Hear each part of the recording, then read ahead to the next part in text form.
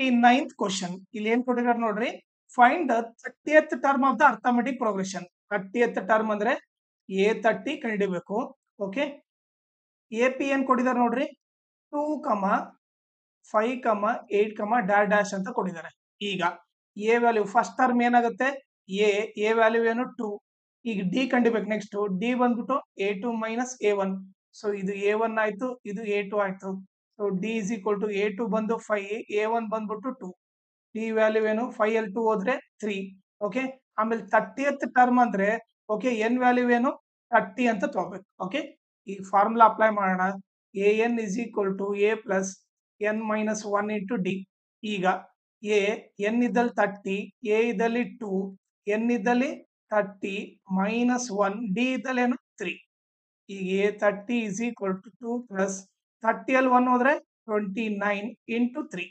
So A30 is equal to 2 plus multiply ಮಾಡಿದ್ರೆ 3 9s 27, 2 carry, 3 2s 6 plus 2 8. So A30 is equal to 87 plus 2 89 ಆಯ್ತು. So 30th term ಏನು 89. ನಿಮಗೆ ನನ್ನ teaching ಇಷ್ಟ ಆದ್ರೆ ಈ ನಂಬರ್ಗೆ ವಾಟ್ಸಪ್ ಮಾಡ್ರಿ, ನಾನೇ ನಿಮಗೆ ಕಾಲ್ ಮಾಡ್ತೀನಿ.